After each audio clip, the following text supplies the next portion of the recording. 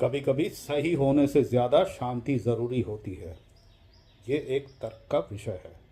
मैं इसे तर्क का विषय ही मानता हूँ। क्यों? क्योंकि आप सही हैं और सही को यदि उचित न ठहराया जाए तो इसका अर्थ यह निकलता है कि आपका जो सत्य है, जो शांति की वजह से आपने मान लिया कि वो मिथ्या है। क्योंकि आपका सच जिसे आप बता रहे हैं वो मानने को तैयार नहीं है, वो उसे मिथ्या बनाने की कोशिश कर रहा है और आप शांति चाहते हैं और आप जो है चुप हो जाते हैं, आप तर्क नहीं करते हैं, उसे उचित नहीं ठहराते हैं, तो आप मान लेते हैं कि आपका सत्य मिथ्या है। यह प्रसंग इस वजह से निकला है कि मेरे एक वरिष्ठ, इनका बात है, कभी कभी सही होने से ज़्यादा शांति ज़रूरी होता है। परंतु मेरे विचार भिन्न है। मेरा मानना है कि जब कोई बात सर्वमान्य रूप से सही है तो उस पर जोर देना गलत नहीं है। इसका अर्थ यह भी नहीं है कि मैं अपनी बात को सही साबित करने के लिए युद्ध करने पर तुला हुआ हूँ। परंतु यदि दूसरी तरफ देखें तो किसी भी अप्रिय स्थिति या किसी व्यक्ति विशेष से बचने के लिए या उसे टालने के लिए यदि स्थिति बिगड़ती है तो उस व्यक्ति, स्थान या परिस्थिति को छोड़ दिया जाए, उससे दूर हो जाए। तो इसी शांति की बात कर रहे थे वो कि यदि आप सत्य भी हैं, यदि अगला मान नहीं रहा है तो शांति ही ज़रूरी ज़्यादा है और उस जगह को छोड़ दीजिए। इसे मैं सही मानता हूं और उचित भी है, शांति ज़रूरी है। परंतु ये हर प्रसंग में नहीं हो सकता, क्योंकि आप प्रतिवाद नहीं करते और आपको यही समझ लिया जाएगा कि आपको दबाया जा सकता है। और यदि ऐसा निरंतर होता रहता है तो आपके अंदर एक हीन भावना तैयार हो जाएगा।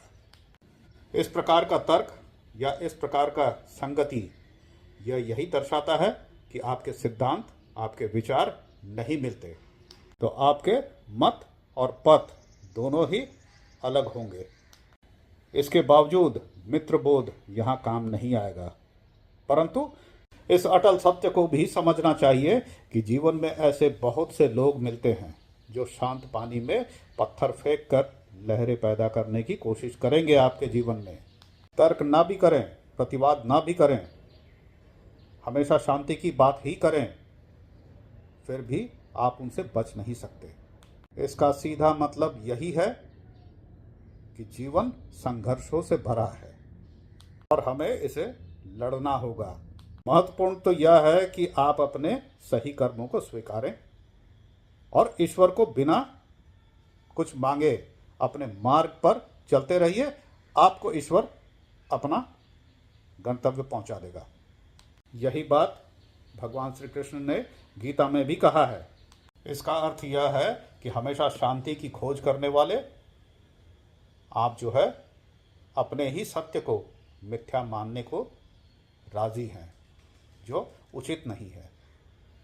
जीवन संघर्ष है।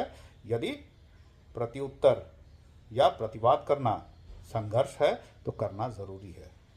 सच सच ही होता है। भगवान श्री कृष्ण भी संघर्ष को जीवन का अनिवार्य हिस्सा मानते हैं और पलायन के बजाय धर्म के लिए निस्वार्थ कर्म करने की शिक्षा भी देते हैं।